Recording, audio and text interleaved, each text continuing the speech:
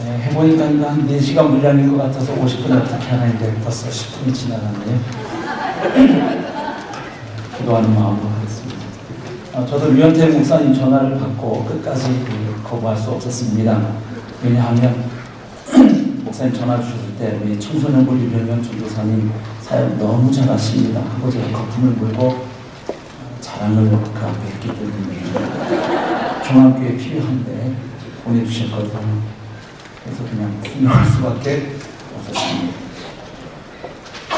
2002년 삼성그룹의 이건희 회장이 인재 경영을 선포하면서 했던 유명한 한마디가 있지요. 천재 한 사람이 10만 명을 먹여 살린다 하는 말입니다. 저는 개인적으로 이 말을 좋아하지는 않습니다. 왜냐하면 엘리트주의를 조장하는 것처럼 느껴지기도 하고 무엇보다도 제 자신이 천재가 아니기 때문입니다. 그러나 이 말을 좋아하든 좋아하지 않든 상관없이 탁월한 한 사람이 공동체에 미치는 영향력이 크다는 것만큼은 부정할 수 없는 사실입니다. 영적인 세계에서는 더욱 그런 것 같습니다. 주님께 온전히 헌신된 한 사람을 통해서 죽어가던 그 공동체가 어떻게 살아나고 회복되는지 우리는 교회사를 통해서 알고 있습니다. 또 역사의 위기와 고비 때마다 하나님께서는 준비된 그 소수의 하나님의 사람들을 일으키셔서 그 남은 자들을 일으키셔서 그들이 어떻게 그 시대 가운데 회복과 부흥의 역사를 하나님 나라 확장의 역사를 펼쳐갔는지 우리는 잘 알고 있습니다. 그러기에 어느 시대 어느 공동체를 막론하고 다음 세대의 중요성은 항상 강조되어 왔습니다. 이유는 분명합니다. 다음 세대는 현존하는 미래이기 때문에 그렇습니다. 즉 다음 세대는 미래를 책임질 사람들이라는 의미에서 미래는 언제나 지금 그들 속에 현재형으로 존재하고 있습니다. 그러니까 성침의 미래를 보고 싶다면 지금 다음 세대를 보면 어느 정도 예측이 가능한 것이죠. 그래서 미래를 생각하는 사회일수록 다음 세대의 중요성을 더욱 강조하는 이유가 바로 여기에 있는 것입니다. 따라서 저는 이제 60년의 역사를 가진 한국 성서침례교회의 미래를 생각하면서 우리가 가장 관심을 기울여야 할 한 분야는 바로 다음 세대에 대한 것이다. 이렇게 생각을 합니다. 그렇다면 한국 성서침례교회의 미래를 내다보면서 우리는 그 다음 세대를 어떻게 세워가야 할까요? 그들을 어떤 사람들로 준비시켜 가야 할까요?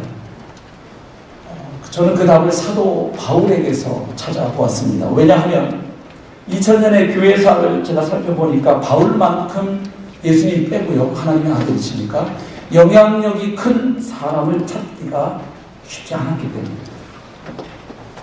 그는 탁월한 신학자이고 저술가였습니다. 훌륭한 목회자였고 위대한 선교사였습니다. 무엇보다도 우리 구주 예수님을 가장 뜨겁게 사랑하고 많이 닮은 참 그리스도인이었습니다. 바울이 동시대뿐만 아니라 후대에 두고두고 역사에 끼쳤던 영향력 그리고 하나님 나라에 기여했던 부분은 이 자리에서 굳이 언급할 필요가 없다고 생각합니다. 그래서 저는 성침의 저를 포함해서 2세대 목회자들이 바울의 삶과 사역을 배울 수만 있다면 그래서 성침의 또 다음 세대를 바울과 같은 인물로 키워낼 수가 있다면 그리고 그들이 그러한 사람으로 커가는데 우리가 작은 디딤돌 역할을 해줄 수만 있다면 성침의 미래, 아니 한국교회의 미래는 밝다고 생각합니다. 그러나 바울을 바울되게 했던 요소가 무엇일까요? 여러 가지가 있겠죠. 저는 개인적으로 공부하면서 가장 근본적인 것 두 가지, 키워드 두 가지입니다. 복음과 기도입니다. 제가 발견했습니다.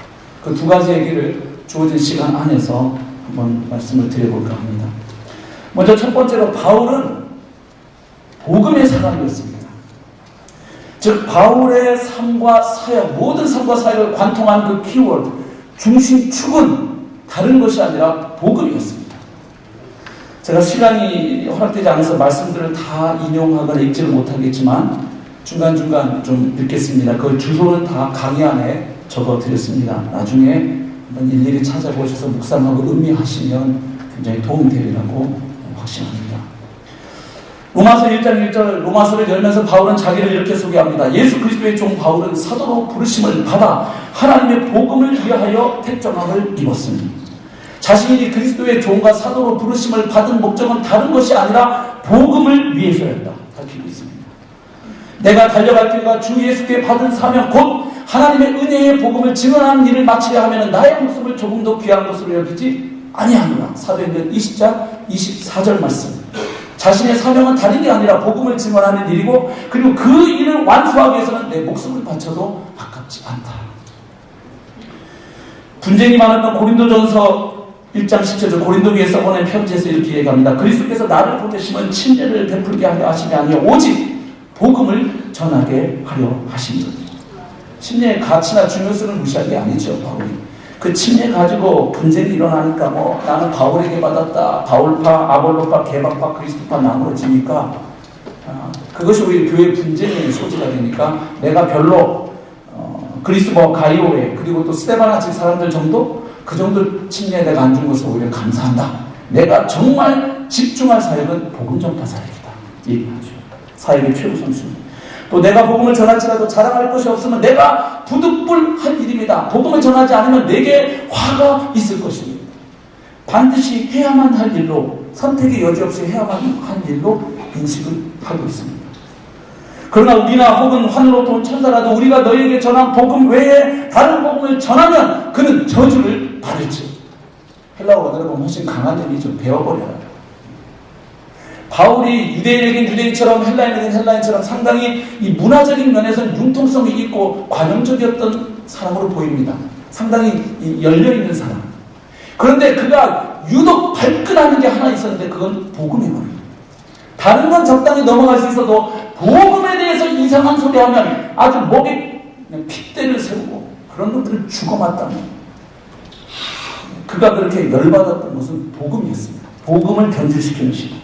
이렇게 종합해 볼 때 바울은 자신의 아이덴티티, 정체성, 미션, 사명, 그리고 사역의 프라이어리티, 우선순위 끝까지 붙들어야 다른 건 모르는데 이것은 끝까지 붙들어야 한다. 그 핵심 가치, 그 모든 것을 이야기할 때 전부 반복해서 나오는 것이 방금 말씀 보신 것처럼 복음입니다. 그러니까 한마디로 바울의 마음을 온통 사로잡고 있었던 것은 바로 예수 그리스도의 복음이었다고 믿습니다.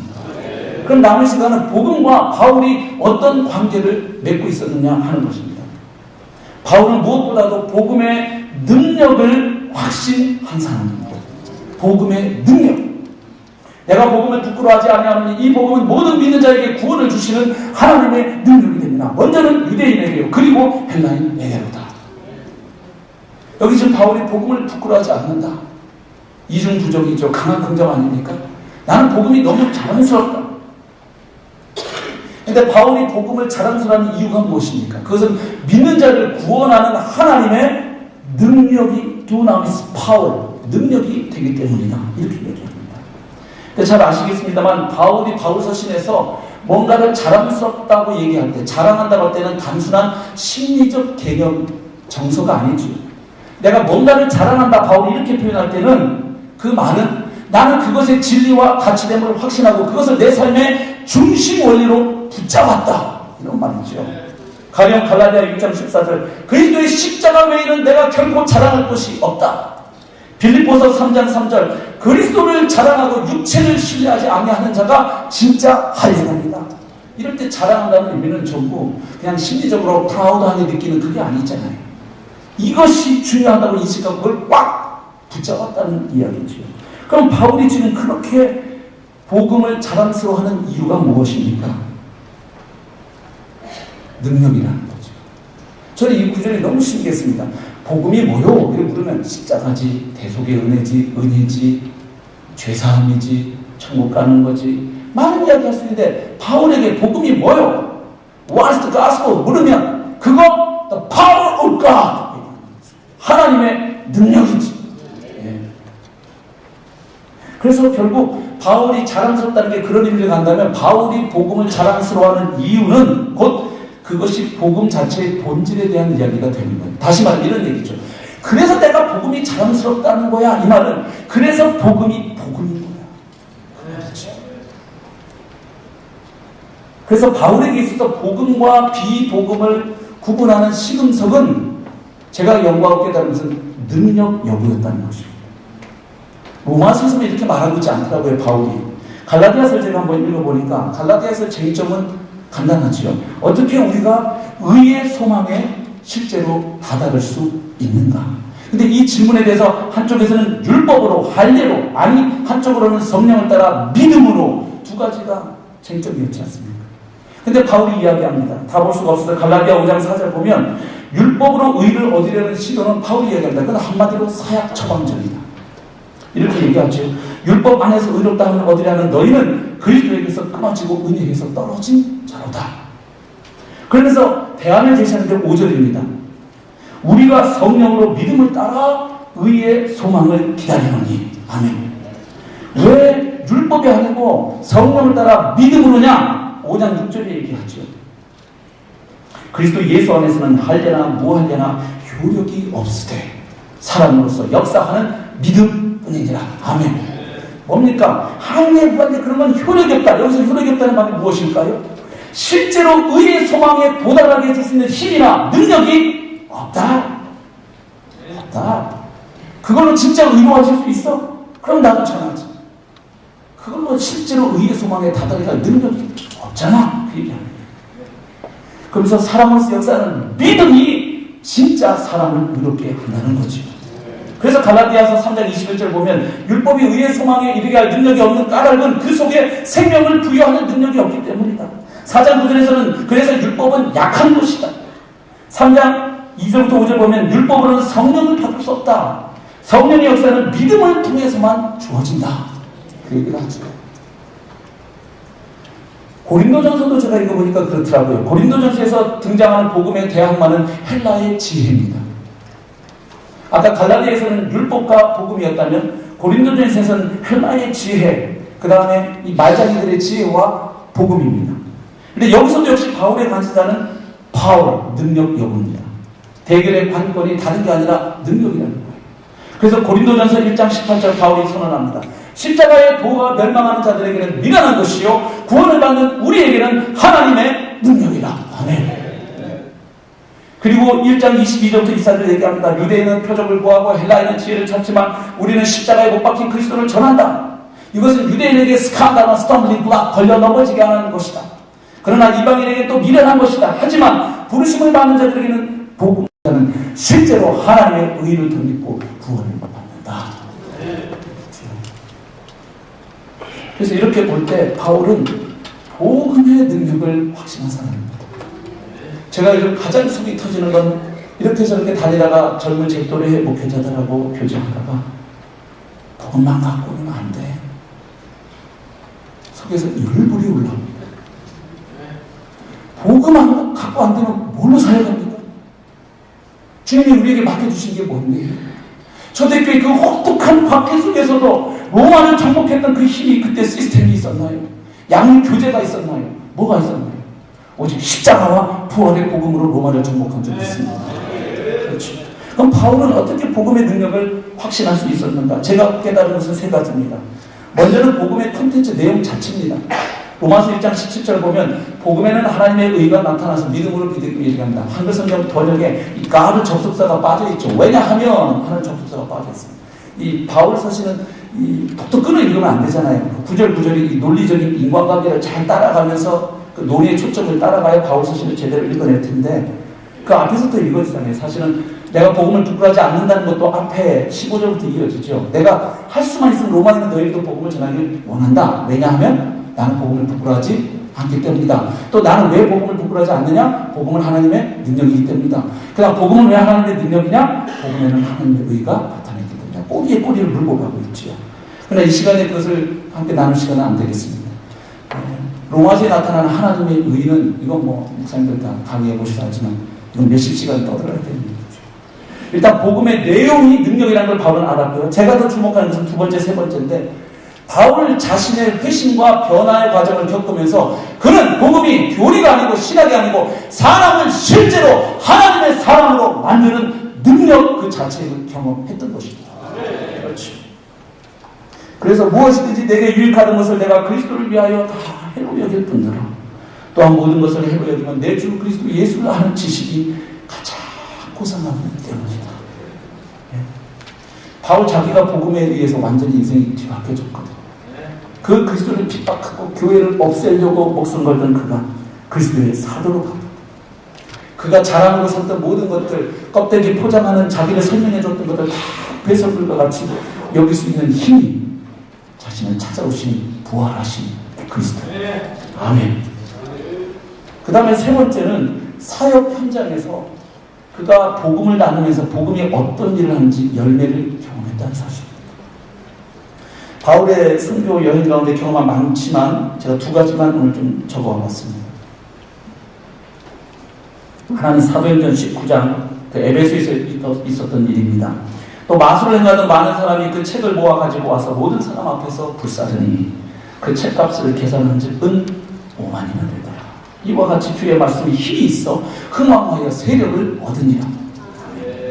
무슨 이야기입니까? 에베소에 복음을 전했더니 그 마술이 횡행하던 그 동네에 발칵 뒤집혔죠. 마술사들이 복음을 받아들였더니 자기 생업을 포기한 겁니다. 3년 재정년 받은 거 아닙니다. 그리스도의 복음을 딱 받아들이니까 마술 일을 포기합니다. 더 제가 놀란 것은 그냥 생업만 포기한 게 아니라 그 자기들의 미천이었던 그 마술책을 불살라버립니다. 좀 아쉽더라고요. 그거 팔아서 생업 전환 자금을 쓰지. 그리고 바울 선교팀 후원 좀 하지. 근데 그들은 불태웁니다. 왜? 그거 팔면 또 누군가가 그 책 가지고 또 우상숭배 할 테니까. 근데 누가가 좀 놀랐던 것 같습니다. 은 5만이나 되더라. 이거 왜 썼을까? 누가가 찾아보니까 당시 헬라 세계에서 은전 하나는 노동자 하루 노동 임금이었다고 하지. 그러면 요즘 노동자의 임금 하루 10만 원 잡아야 된다고 집사님 그러더라고요. 제가 5만 원 잡았더니 목사님 세상 무좀 모르시네. 10만 원 잡으세요. 그래서 제가 5만 곱하기 10만 하니까 50억이더라고요. 좀 감이 옵니다. 이렇게. 예수 딱 믿고 나니까. 예. 제가 대치동에서 목회할 때도 우리 여기 정 목사님 다니시지만 저희가 섬겼던 청년부에서도 그런 일을 경험했습니다. 강남에서 템프 아가씨들 대상으로 사채놀이 하다가 사채를 받은 친구가 복음을 딱 받아들이니까 한 달인가 두 달 안 돼가지고 저희가 사실 성경의 모든 직업은 다 선한 거지만 사채업하고 매춘업은 하나님이 싫어하신다 그 얘기를 하고 싶었는데 세 가족이 그 얘기 듣고 떠날까봐 타이밍을 보고 있었어요. 저나 정 목사님. 근데 먼저 와갖고 목사님 좀 그만둘랍니다. 받을 돈이 1억 이상 있었다고 해요. 야, 너 그거 어떡하려고? 부활하신 주님이 제 심령에 살아계신데 그깟 1억이 됐습니까? 예수 믿는 거 이렇게 믿는 거 아닙니까, 목사님? 맞다, 맞아. 네. 복음의 능력이지요. 네. 지금 아주 교회에서 잘 신앙생활하고 지체들 섬기고 있습니다. 그리고 그 형네 부부를 저희 교회로 보내가지고 신림동에 사는데 형네 부부도 지금 교회 잘 다니고 있어요. 본 거죠. 복음은 능력입니다. 나를 변화시켰던 그 복음은 저들도 변화시킨다. 본 거지. 그 다음에 데살로니가 교회를 보면요. 사도행전 17장에 보면 데살로니가 교회가 어떻게 생겨났는지가 나오죠. 그들이 암비보리아 아볼로니아로 다녀다 데살로니가에 이르니 거기 유대인이 있다. 바울이 자기 관리들을 그들에 들어가서 새 안식일에 성경을 가지고 강론했다. 그러니까 새 안식일이니까 3주 아닙니까? 기껏 한 달 정도 복음을 전해서 세워진 교회가 데살로니가 교회입니다. 근데 데살로니가 지금 핍박이 일어나니까 바울이 이 베레와 아덴을 거쳐서 고린도쯤 가서 써보낸 게 데살로니가 전서인데 데살로니가 전서니까 얼마 안 된 거죠. 데살로니가 교회가 개척되고 몇 년이 간 것도 아니죠. 몇 달 정도밖에 안 되는데 데살로니가 전서 1장 5절부터 10절, 2장 14절 보면 그들의 믿음이 놀랐습니다. 바울이 뭐라고 얘기합니까? 우리 복음이 너희에게 말로만 이른 것이 아니라 또한 능력, 여기서 능력이 나옵니다. 성령과 큰 확신으로 되었다. 6절, 너희는 많은 환난 가운데서 성령의 기쁨으로 말씀을 받았다. 그래서 우리가 주를 본받은 자가 됐다. 그래서 너희의 믿음이 마게도냐와 아가야에 있는 모든 믿는 자의 본이 됐다. 지금 3주 머물면서 한 달여 머물면서 복음 전하고 빠져나왔는데 그 복음이 역사에서 그들의 믿음이 입증되었죠. 2장 14절도 보면 너희들이 고난을 받았다는 말씀이 나옵니다. 고난 중에도 그들은 믿음을 포기하지 않았습니다. 3년, 5년 재정년 받은 거 아닙니다. 복음의 능력이었습니다. 그래서 사도행전 20장을 보니까 에베소 사역 마치고 바울이 철수할 때 에베소 교회 장로들에게 고별 설교하다가 이런 이야기를 하죠. 32절. 내가 지금 여러분을 주와 및 그 은혜의 말씀에 부탁하는 얘기합니다. 주님께도 부탁하지만 말씀, 은혜의 말씀 뭐겠습니까? 바울에게 은혜의 말씀은 복음이지요. 왜냐? 그 말씀이 여러분을 능히 든든히 세우사 여러분 가운데 기억이 있게 하시리라. 이 말을 할 수 있는 거예요. 바울은 말씀이 정확하게 뿌려지고 그 말씀에 온전한 회개와 믿음으로 반응하여 하나님의 생명을 받게 되면 그 말씀은 반드시 역사한다. 이 믿음이 있었던 것이죠. 그래서 저는 우리 부교육자들하고도 자주 나누는 것이 그겁니다. 제가 늘 기뻐하는 제목 가운데 하나 있습니다.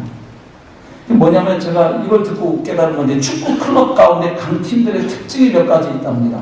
그 중에 한 가지는 강팀들에 속한 선수들은 어떻게 하다가 불의의 골이 터져서 상대방 쪽에서 지고 있을 때도 절대로 이 경기가 끝까지 우리가 패배한다고 생각을 안 한답니다. 왜냐하면 그동안 이겨본 경기가 너무 많아서 선수들 피 속에 승리의 DNA가 축적되어 있다는 거예요. 우리는 그렇게 쉽게 질 팀이 아니다. 니네가 한 골 넣었어? 그럼 우리가 2골 넣으면 되지. 2골 넣었어? 우리가 3골 넣어줄게. 이런 멘탈이 있다는 거예요, 강팀은. 그래서 제가 기도하는 게, 하나님, 저를 포함해서 저희 교회 사역자들에게 이 시대에도 복음이면 된다! 복음이면 충분하다! 예수면 다다! 어쩔래? 이런 근성을 주시옵소서. 네. 이게 있어야죠. 복음 빼놓고 뭘로 살아가는 거예요? 세 번째로, 바울은 복음을 실제로 살아내고 보여주는 사람이었습니다. 복음을 전파하는 전파자인 것만이 아니라 복음을 실제로 본인의 삶 가운데 구원받은 이에 복음으로 살아갔다는 겁니다. 사실 이 부분 얘기를 진짜 1시간 이상 하고 싶지만 시간을 맞춰야 되겠습니다.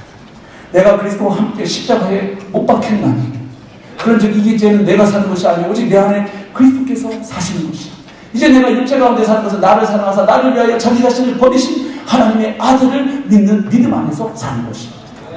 그러니까 바울은 그리스도께서 십자가를 달리실 때에 주님이 내 죄를 짊어지시고 대신 죽으신 것뿐만 아니라 주님 안에 나를 포함시키셔서 나도 이 병든 옛 죄장하더라도 나도 예수님 십자가에서 함께 죽고 예수 부활 생명에 함께 연합된 자임을 매일 붙잡았다는 사실이죠. 그래서 나 죽고 예수 생명으로 사는 복음의 진리로 매일 살았습니다. 그래서 고린도전서 15장 31절 보면 너희에 대한 나의 자랑을 두고 단언하노니 나는 날마다 죽노라. 매일 십자가의 죽음의 자신을 넘겼다는 것이죠. 그냥 남 보고 예수 믿으라고 한 게 아니라 자신이 매일 그 복음으로 살아갔다는 것입니다. 빌립보서 1장 20절도 보면 살든지 죽든지 내 몸에서 그리스도가 존귀히 여기게 되기를 원한다. 그 그리스도 부활하신 내 안에 계신 그리스도가 나타나시는 삶을 매일 살고자 했던 바울. 그래서 결국 고린도전서 11장 1절에 보면 내가 그리스도를 본받는 자가 된 것 같이 너희는 나를 본받는 자가 되라. 자기가 잘났으니까 나를 본받으려는 게 아니지. 내가 그리스도를 본받는 것처럼 니네들도 나를 본받아 그리스도를 본받아라. 그 말이죠. 복음에 부합된 삶. 특별히 이 시대 성도들은 말로만 선포되는 복음이 아니라 복음이 비주얼하게 한 인격체 속에서 가시화되는 것을 목마르게 보고 싶어하는 것을 느낍니다. 보여질 필요가 있다는 거예요. 증인들을 통해서. 복음을 말로만 떠드는 자가 아니라 그 복음이 그 사람의 삶의 중심이 되어서 그 사람을 움직여가는 것이 옆에서 3년, 5년 지켜보니까 아! 김 목사를 움직여가는 건 다른 게 아니라 그리스도의 복음이구나. 이걸 보여줍니다.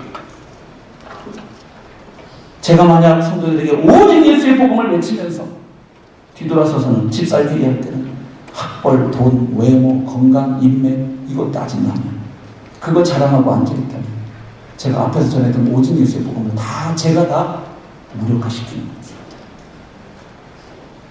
은혜의 복음을 앞에서 제가 외쳐놓고 교회 회의를 진행할 때라든지 교회 재정을 쓸 때라든지 속속이는 성도들을 대할 때 제가 율법주의적으로 대하고 목회를 하면 제가 떠들었던 은혜의 복음은 다 무력화되는. 그럼 성도들 머릿속에 저거는 목사가 밥 벌어먹고 살려고 강단에 와서 그냥 설교 시간이니까 하는 얘기고 성경은 성경이고 현실은 현실이지.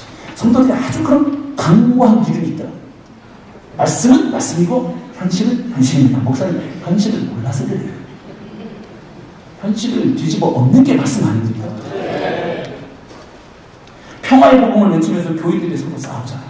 본당파, 2층파 갈라져갖고 담임 목사파, 원로 목사파, 전도사파 갈라져서 싸우고 십자가 복음을 목사가 외치면서 끊임없이 자기 세력 확대하려고 하고 야망을 추구하고 하면 십자가의 복음은 하나님의 아들이 죄 없으신 그분이 죄를 알지도 못하신 그분이 죄의 제물이 되셔서 희생제물이 되셔서 달리신 복음을 전하는데 그 복음을 전하는 목사는 끊임없이 자기 기득권을 확보하려고 하고 잘 먹고 잘 살려고 하고 계속 자기 영역을 추구하며 성도들이 지켜볼 때 그 복음은 저건 성경에 써있는 얘기.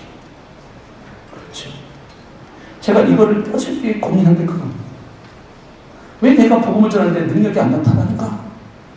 복음이 저에게 능력이 아니더라. 제가 복음을 받은 자면 복음 때문에 매일 제가 행복해야 되잖아요.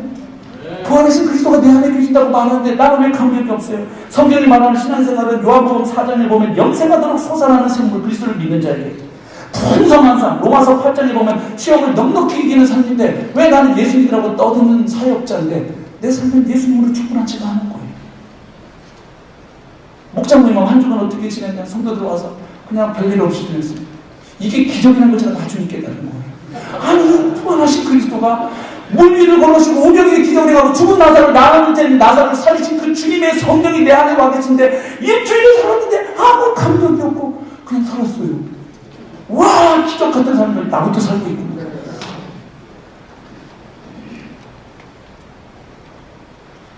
혼자 있는 시간 무너져버리고 죄를 지고 오늘 재정년 세미나 갔더니 선한 목장의 유기성 목사님 얘기하시더라고요. 북한에 갔을 때 평양 고려호텔에 이동호 목사님하고 같은 방을 쓰셨다고 해요.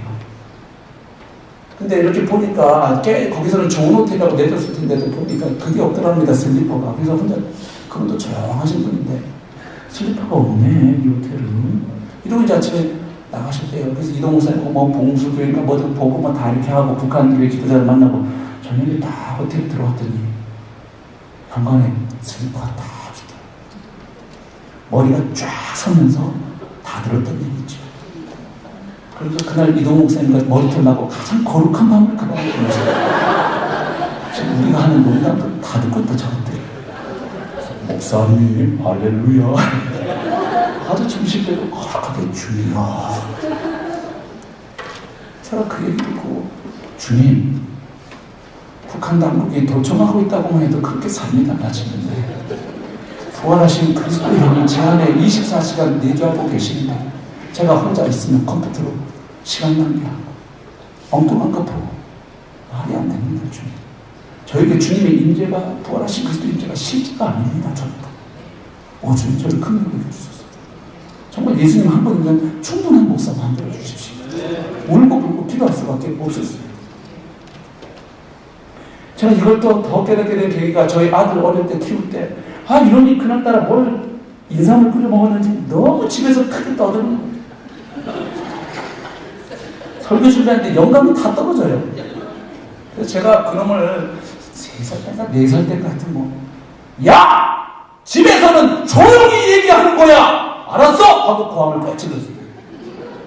아이가 이렇게 쳐다보는데 눈빛이 근데 지는 왜 큰 소리를 떠들어? 제가 하는 그 메시지의 콘텐츠하고 제가 조화가 안 되는 겁니다. 집에서 조용히 하는 거 얘기하면 저도 기훈아 집에서는 조용히 하자 이래야죠. 그러니까 제가 전하는 십자가의 복음, 부활의 복음, 예수님이 선포하시는 하나님 나라의 복음이 이게 어떻게 내 삶을 통해서 증거되는지가 더 중요하구나. 정말 나는 예수님 때문에 복음 때문에 행복한가? 목사도 안 행복한데 어떻게 성도들에게 예수 믿으면 영생하도록 솟아나는 생명이 솟아납니다. 그 애들이 어떻게 합니까? 사기치는 거죠.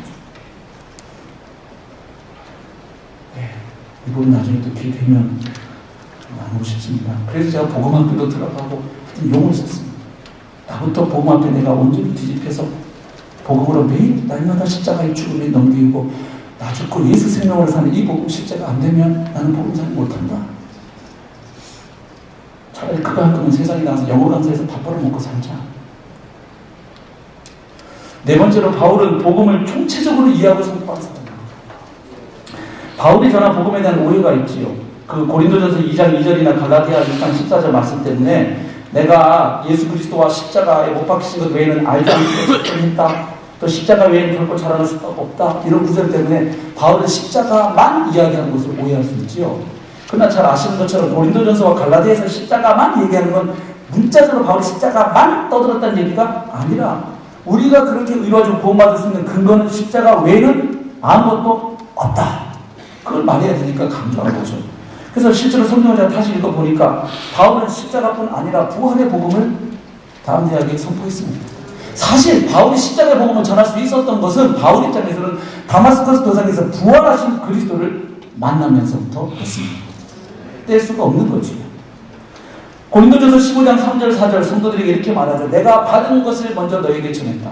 우리가 잘 아는 것처럼 바울 신학의 두 줄기는 전승과 계시입니다. 하나는 부활하신 그리스도께서 계시로 직접 주신 게 바울 신학의 한 줄기고, 또 하나는 자기도 넘겨받은 게 있었다. 나도 그걸 전해줬다 얘기하죠. 내가 받은 것을 먼저 너에게 전하였노니 이는 성경대로 그리스도께서 우리 죄를 위하여 죽으시고 장사 지낸 바 되셨다가 성경대로 사흘 만에 다시 살아나사 정확하게 십자가와 부활의 복음을 선포합니다.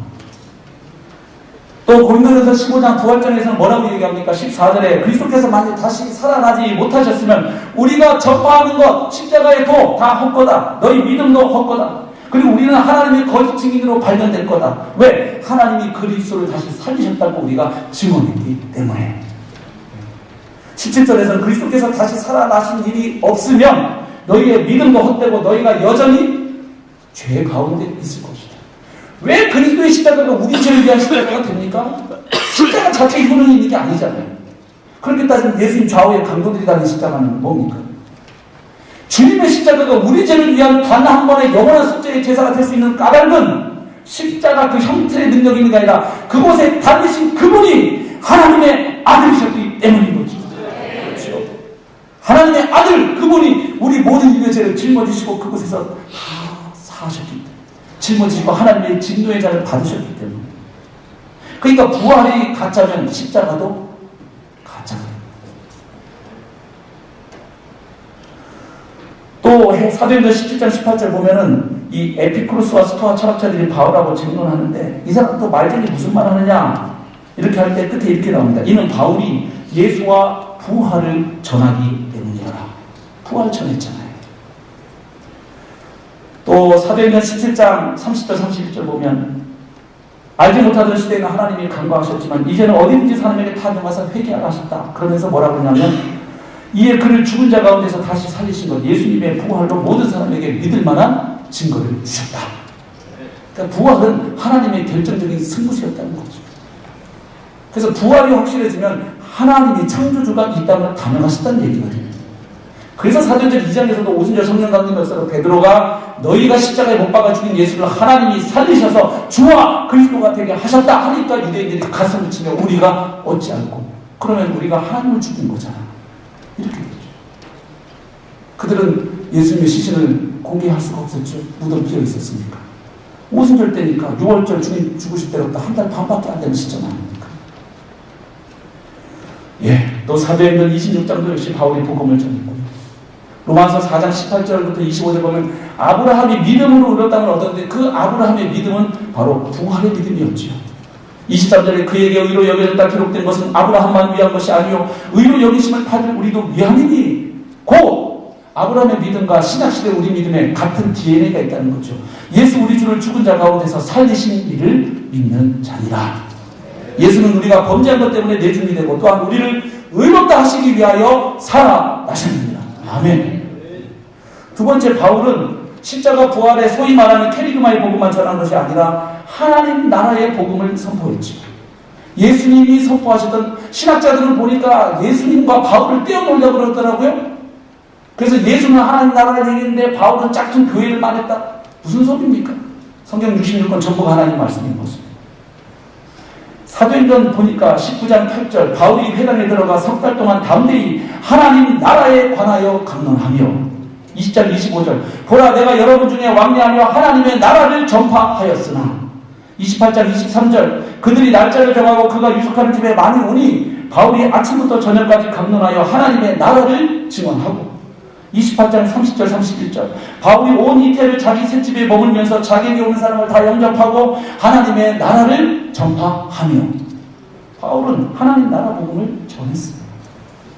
다만 예수님이 말씀하셨던 그 하나님 나라의 복음이 십자가 부활로 어떻게 결정적으로 도래했는가. 예수님이 천국복음 선포하면서 자신의 죽음으로 이루겠다고 약속하셨는데 그것이 부활로 입증이 되니까 이쪽 편에서 볼 때는 예수님이 천국복음 전하면서 약속하신 게 중요한 게 아니라 그 약속하신 바가 십자가와 부활로 성취가 되었으니까 방점이 십자가에 찍힌 것이죠. 그러나 예수님 전하는 하나님 나라의 복음을 배제한 바울이 아니죠. 그 큰 하나님 나라의 틀, 창세기 에덴 동산에서 시작한 이 하나님의 이야기가 새하늘과 새 땅으로 끝나는 이 거대한 하나님 나라 진행의 역사를 보면서 그 가운데 예수의 십자가와 부활이 어떤 자리를 차지하는지 그걸 바울은 정확히 간파한 거죠. 그래서 다른 복음 전할 때도 하나님 나라 용어를 계속 변환하지요. 예를 들면 골로새서 1장 13절 14절 그가 우리를 흑암의 권세에서 건져내사 그의 사랑의 아들의 나라로 옮기셨으니 그 아들 안에서 우리가 속량 곧 죄사함을 받았도다. 속량, 사서 해방시키는 죄사함은 곧 사단이 다스리는 죄와 사망으로 통치하는 그 흑암의 나라에서 하나님이 다스리는 의와 생명의 나라, 하나님의 아들의 나라로 옮겨놓았다는 것이 죄사합니다. 그러니까 우리 개인에게 있는 구원론적 복음을 하나님 나라 용어로 풀지. 그러니까 바울이 얘기했던 신민은 하나님 나라 용어라면 하나님 나라 백성 됨. 성화는 하나님 나라 백성 만들어줬으니 하나님 나라 백성답게 살아감. 바울이 이걸 자유자재로 변환할 수 있었던 것이죠. 그 공동체의 영적 상태에 맞게, 필요에 맞게 이 하나님 나라와 예수 그리스도 십자가 부활의 통전적인 복음 안에서 그 공동체의 현재 문제에 따라서 그 복음이 전부가 다 들리지만 고린도 교회는 고린도 교회대로, 이 교회는 이 교회대로 그 복음 가운데 특별히 그 교회의 약한 부분을 집중적으로 복음으로 치료했던 걸 아닙니까? 그리고 하나님 나라 이 현재성과 미래성이 바울 서신에 그대로 다 나오죠. 고린도전서 15장 보면 끝에 부분을 이렇게 얘기합니다. 24절 그 후에는 마지막이니 그가 모든 통치와 모든 권세와 능력을 멸하시고 나라를 아버지 하나님께 바칠 때라. 네. 또 로마서 8장에도 보면 모든 피조물이 탄식하고 그 피조물이 이제 다시 이 저주와 심판에서 풀려서 해방될 그날을 기다린다. 이거 다 이 거대한 하나님 나라 관점이 이 묵시적 틀 아닙니까? 큰 틀이죠. 그래서 이렇게 볼 때 바울은 복음을 편협하게 사형리 수준의 브릿지 수준의 복음을 명제적인 공식 몇 가지로 가지고 있지 않았다는 겁니다. 창조에서 그 새 창조에 이르는 그 웅장한 하나님의 구원의 역사를 정확하게 십자가와 부활의 관점에서 전부를 관통했던 사람이 바울인 거죠. 그러니까 바울은 복음을 웅장하게 본 거죠. 저도 대학교 때 이 복음을 다시 깨닫고 제가 운동권에 있다가 다시 돌아왔습니다. 그 전에 세상을 해석해주는 가장 큰 틀은 패러다임은 마르크시즘이었어요, 저에게는. 그러나 왜냐하면 제가 어릴 때 배웠던 복음은 사형리 수준의 복음이었으니까. 그 복음이 이 사회 문제에 대해서는 아무 대답할 것이 없다고 생각했으니까 교회를 떠났던 것이 겉으로 다니고 있어도. 그러나 다시 성경이 말하는 복음을 깨달으니까 그 하나님의 웅장한 특별히 그 에베소서에 나타난 그 그리스도를 통해서 만물을 통일해 가시는 그 하나님의 어마어마한 그 구속의 역사에 사로잡히니까 내 인생을 여기다 던져야 되겠다. 그게 일어나는 거죠. 그리고 그 비전을 청년들에게 도전하니까 역시 같은 반응이 나오는 거예요. 인생을 주님께 던지는 거예요. 지금 역사가 어떻게 흘러가고 있는지 그게 다 보이니까요. 젊은이들은 나를 위해서 예수님을 처음에는 이용하려고 했죠. 내 야망에서. 그러나 진짜 큰 이야기, 내가 거기에 빨려 들어가서 인벌브 될 수밖에 없는 큰 이 메타 내러티브가 제시되면 거기에 자기 젊음을 던지게 돼 있어요. 흔들 깃발을 줘야 되는데 바로 그것이 복음이라고 믿습니다. 그 다음에 바울은 기독론적 복음, 특별히 주 예수의 복음을 전했죠. 예수 만나자마자 즉시로 각회당에서 예수가 하나님의 아들이심을 전파하니 또 22절 예수를 그리스도라지만 근데 쭉 보면은 구원과 관련해서 얘기할 때는 바울은 예수님을 우리가 흔히 생각하듯이 세이비어, 구주가 아니라 거기서는 꼭 로드라고 주님인 거죠, 사실. 그 성경들을 다 생략해야 되겠습니다. 나중에 찾아보시면. 그래서 사도들이 전했던 복음의 양식을 보면 몇 가지가 있지 않습니까? 예수가 누구다 이렇게 선포하는 예수가 그리스도다, 하나님의 아들이다, 주님이시다. 기독론적 복음이 있고 예수님의 죽음과 부활이 우리에게 어떤 의미가 있는지 예수가 우리 죄를 위하여 죽었다는 구원론적 복음의 선포 양식이고 그 다음에 예수님이 구약의 그 모든 언약과 예언을 다 예수님이 성취했다. 그래서 이제 드디어 메시아의 시대가 도래했다. 이러면 종말론적 복음 선포고 이렇게 복음을 전한 뒤에는 끝에는 꼭 회개와 믿음을 요청했죠. 이게 바울 사도들이 전했던 복음의 전체적인 틀인데 바울 역시 기독론적 복음을 정확히 전하고 있습니다. 예수는 그리스도다. 하나님의 아들이시다. 무엇보다 그분은 부활하심으로 주가 되셨다. 그래서 얘기하잖아요. 네가 만일 내 입으로 예수를 주로 시인하면 또 하나님께서 그를 죽은 자 가운데 살리시고서 내 마음에 믿으면 구원을 받으리라. 또 사도행전 16장 31절 간수장에게 얘기합니다. 주 예수를 믿으라. 그리하면 너와 내 집이 구원을 받으리라. 그 다음에 조금 더 가겠습니다. 다섯 번째로 바울은 일평생 복음의 빚진 자 의식을 가지고 사역한 사람이었습니다. 그래서 바울은 디모데후서 4장에 자기 인생 마무리할 즈음 나는 선한 싸움을 싸우고 나의 달려갈 길을 마치고 믿음을 지켰다고 자신있게 이야기합니다. 근데 제가 신학을 읽다 보니까 바울 당시에도 거짓 증거자들이 있더라고요. 사도행전 20장 30절, 고린도후서 2장 17절, 4장 2절 보니까 말씀을 혼잡하게 하는 사람들, 왜곡하는 어그러진 말을 하는 사람들이 있는데 바울은 어떻게 끝까지 그 신앙의 길, 사명의 길을 완주할 수 있었을까? 젊은 목회자인 저에게는 이게 숙제입니다. 한때 기라손같이 하나님께 쓰임받았던 많은 어르신 목사님들이, 특별히 저희 성취 말고 다른 교단에서 노년에 그분이 해왔던 그 사역의 그것을 다 이렇게 엎어버리는 아주 크신 어른들을 보면서 저게 내 얘기가 되지 말라는 법이 없지. 왜냐하면 그분들이 제 나이 40대에는 정말 대단했던 복음의 증거자들이었으니까. 그래서 제가 강서 친정에 담임 목사를 부임할 때 첫 주 부임 설교 쓰기 전에 저는 퇴임 설교를 먼저 썼습니다. 그래서 그걸 제 책상 서랍 딱 가운데 넣어놨습니다. 한 달에 한 번씩 꺼내봅니다. 왜냐하면 제가 정상적으로 사역을 하고 은퇴를 만약 할 기회를 하나님이 주신다면 거기에 설교문에 써있는 내용을 하려면 제가 지금 어떻게 살고 사역해야 하는지가 그대로 답이 나옵니다. 제가 어떻게 게으름을 피고 어떻게 돈을 가지고 어떻게 자기 명예를 착각하면 그 설교를 저는 할 수 없게 되었어요. 그래서 이게 궁금했어요. 바울은 어떻게 끝까지 이렇게 노인에서도 청창한 빛을 잊지 않았을까? 제가 하나 발견한 것은 바울은 빚진 자 의식으로 사역했다는 거예요. 그래서 로마서에서 보면은 얘기합니다. 행란이나 야만이나 내가 지혜 있는 자나 어리석은 자에게 다 내가 빚진 자다. 복음을 전해도 내가 자랑할 것이 없는 건 내가 부득불 해야 할 일이니까. 세상 사람들도 빚진 자 의식을 가지니까 조금 삶이 달라집니다. 서울시장 박원순 씨를 보니까 비그리스도인입니다. 그런데도 사회에 대한 책임감으로 세상 한 구석을 좀 바꿔보겠다고 나름 사회적 약자를 위해서 한번 살아보리라 고시 공부해서 패스를 했습니다. 근데 변호사 생활 한 10년 해보니까 어느덧 자기에게 집이 있고 재산이 쌓이더랍니다. 그래서 사회에 대한 책임의식이 발동해서 아름다운 재단을 설립했죠. 비그리스도인입니다. 근데 어느 유명한 아주 그리스도인 장로님 대법관분이 청문회 때 나와서 보니까 입만 열면 그분은 늘 사랑 정의 외쳤던 분입니다. 근데 판사로 있다가 퇴임한 이후에 3년 동안 60억 수입을 올렸더라고요. 정관예우로. 한 달에 2억 불 버신 겁니다. 근데 이분이 입만 열면 나눔, 정의, 사랑 얘기하시던 분입니다. 제가 생각했습니다. 사역을 시작해서 내공이 쌓이고 경력이 쌓이고 이제 교회가 좀 부흥하면 자칫하면 채무감을 주고 권리의식 내지는 본전의식이 쌓이겠구나. 끝까지 주님 저는 무익한 종입니다. 죽는 날 호흡하는 날까지 가야 되는데 내가 부임해서 교회 강석에 이만큼 키워놨으면 차 좀 바꿔줘야 되는 거 아니야? 그래도 사택 한 15평짜리도 하나 지고 사줘야 되는 거 아니야? 이런 생각을 제가 만약 한다면 이건 다 권리의식입니다.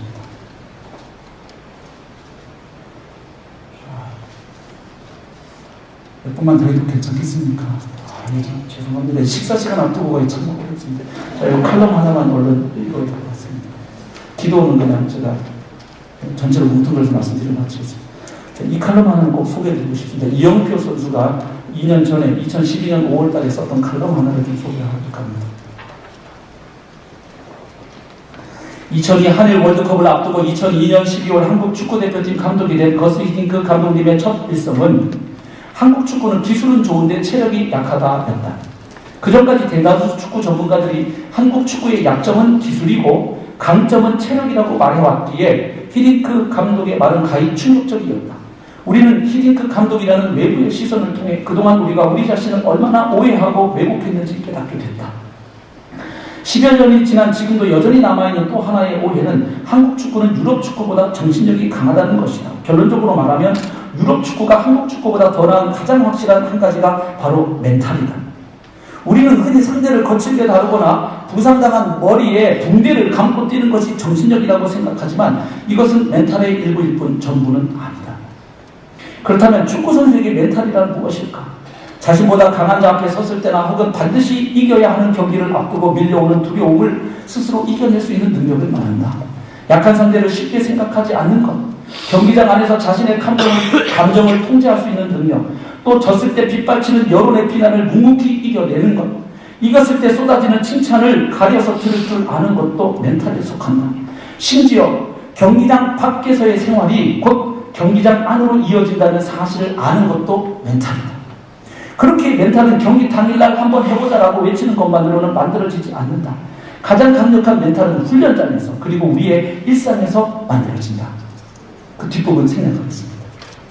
제가 이 칼럼을 읽고 두 가지 생각했습니다. 저 혹은 제가 소속되어 있는 사랑하는 우리 성친교단에 대해서 이런 생각을 해봤습니다. 많은 경우에 나는 소명감 하나는 분명한데 목회 기술이 좀 부족해. 나 이런. 근데 이 글을 읽고 정말 나는 소명감이 분명한가?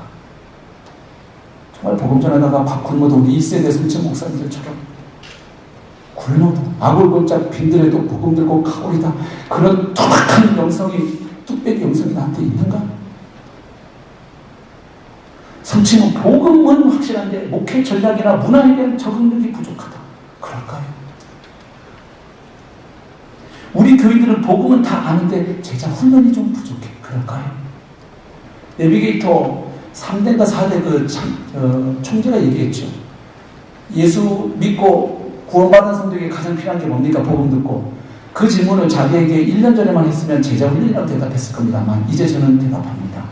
복음을 통해 구원받는 사람에게 가장 필요한 것은 다시 복음입니다.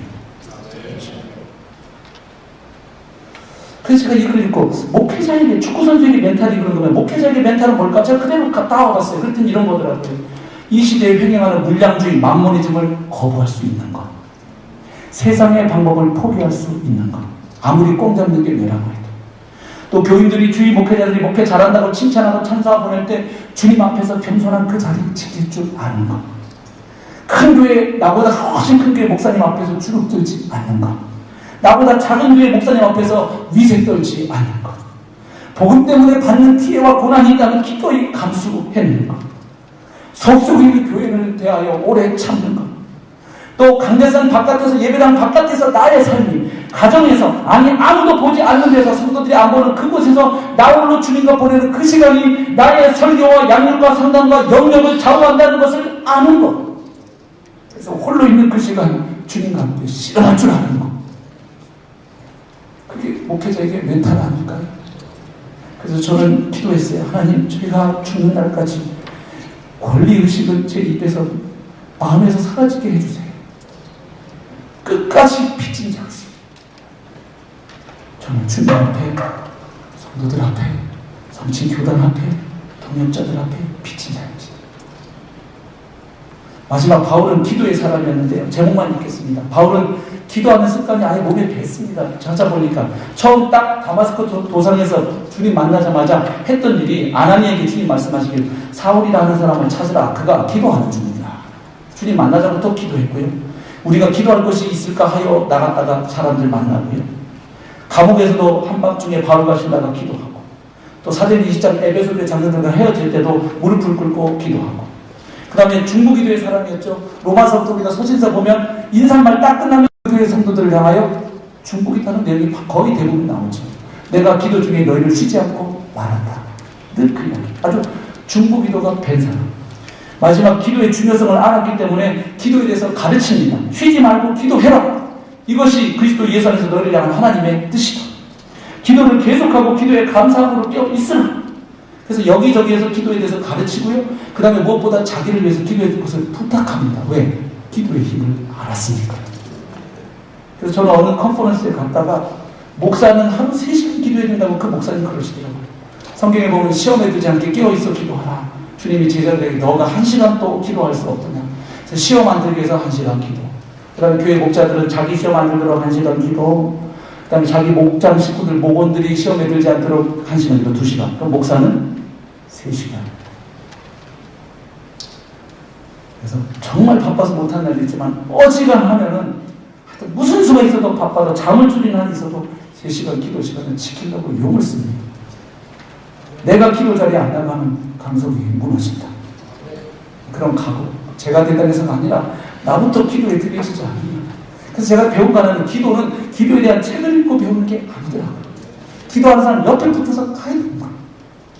그래서 저는 성취 있을 때는 못 배웠어요. 사실 1세대 어르신들은 보니까 뭐 기도의 사람들이었는데 제가 얘기해보니까 몰라.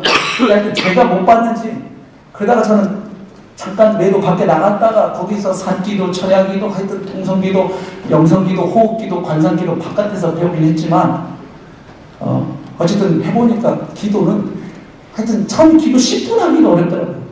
근데 한 번 기도하면 6시간 하는 거 따라가지고 하니까 나중에 기도가 한 30분 되는 거예요. 계속 따라다니니까 이제 한 2시간 기도가 되더라고요. 그리고 나중에는 철야도 되더라고요. 산에서 주야 부르죠. 그래서 기도 엎드리니까 조금씩 주님이 복음을 사용하셔서 교회 가운데 일하시는 것을 보게 되었습니다. 그래서 지금 복음 기도 얘기했는데 그거 갖고 되겠냐 하시는 말씀 계실 것 같아서 교회 사례를 좀 얘기하면 좋겠는데 시간도 갖고요. 또 지자랑할 것 같아서 다 생략하면 결론만 말씀드리겠습니다. 됩니다. 지금 저희 교회 작년 12월 달부터 매주 세원들이 밀려옵니다. 그래갖고 그 세 가족들을 돕는 바나바 팀이 한 달에 한 번 모임 갔다가 매주 밀려오니까 지금 비상근무 체제로 매주 모입니다. 그냥 그 주간에 또 새로운 사람들 이름 외우고 나이에 따라서 성별에 따라서 분배해서 케어가 들어가야 되니까 한 달에 한 번 모여놓고는 도저히 케어가 안 되는 겁니다. 청년부도 지금 매주 새로운 요원이 옵니다. 학생부도 우리 유병현 교사님 50대 처음에 한 25명 이렇게 모였어요. 예배 많이 모이면 30명 요즘 50명 넘게 모입니다. 다른 거 아니에요? 저희는 아동부, 청소년부, 청년부 제 교회 커리큘럼을 세가족반, 복음반, 양육반, 제자반, 군사반, 리더반, 목자반 전부 다 커리큘럼 전체를 복음으로 다 깔았습니다. 다만 앵글스랑 같은 소리 되풀이하면 지겨우니까 복음의 그 웅장한 목소리에 점점 넓이와 깊이를 더해가고 그래서 처음에 양육 처음부터 알파 오메가가 다 복음입니다. 그리고 아동부부터 모든 부서가 다 복음, 오직 복음. 대신에 그 연령대에 맞게 접근하자. 청소년들에게 통하는 언어가 따로 있습니다. 그래서 그런 어프로치는 할지 몰라도 콘텐츠는 우리 복음으로 한번 승부 보자. 그래서 앞으로 목회자뿐만 아니라 우리가 키우는 아이들이 복음으로 세상과 맞짱 뜰 수 있는 애들을 한번 키워보자. 그래서 강서구 뒤집어 엎고 서울 뒤집어 엎고 열방 복음으로 접수하자. 근데 우리 사역자들이 이 비전으로 하나 됐어요. 그랬더니 계속해서 지금 최근에는 뭐 인근의 장로교육, 감리교육, 성봉교육 여러 구단의 사람들이 다 와서 지금 정찬교를 보니까 작년 12월부터 보니까 90% 이상이에요. 10명 오면 9명은 교회 남는 거예요. 뭐 저희 교회도 축도도 없고 주기도도 없고 사도신경 없고 합니다. 다 남아요. 그래서 왜 오셨습니까? 어떤 분들은 교회에 찾다가 장로교에 있다가 성경 공부하니까 침례가 맞더래요. 지지난주 오신 가정, 한 가정의 독재를 또 오고 그 가정이 그 다음에 또 다른 가정을 또 물어보고 이랬는데 여러분 공부하니까 베프티즘이 맞더라는 거예요. 그래서 경기도 광명에서 고척동 이사하면서 이번엔 침례기 가져서 인터넷으로 아무데나 침례기 쳤대요. 고척동 부근. 그러다가 저희 교회도 이게 팍 걸렸나 봐요. 정식 홈페이지도 아니고 카페 수준인데 열악한데도 그래갖고 한 달이니까 2달 설교를 다 들었더라고요. 그리고 자기 애들까지 부인 다 데리고 오더니 그 다음 주에는 또 한 가족을 또 지난주에 끌고 왔어요.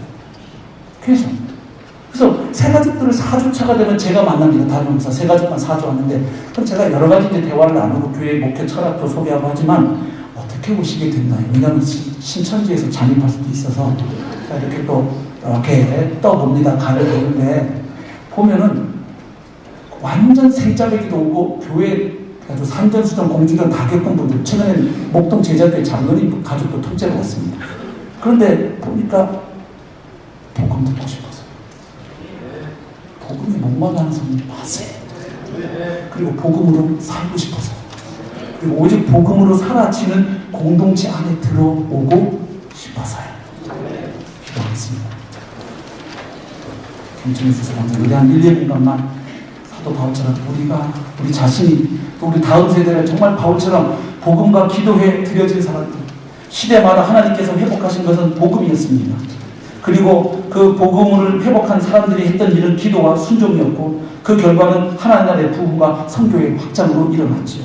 그래서 복음의 영광과 능력에 사로잡혀서 복음을 영화롭게 하는 데 자신의 전 인생을 바칠 수 있는 사람 기도의 자리에 나아가 하나님께서 쉬지 못하시도록 하는데 자신을 드리는 우리 자신 다음 세대를 일으켜 주셔서 성침이 하나님 나라의 부흥과 선교 완성에 쓰임받게 되기를, 그래서 한국교회의 미래가 바로 성침이 될 수 있기를 우리 1, 2분간만 기도하고 마치겠습니다. 감사합니다. 함께 기도하겠습니다.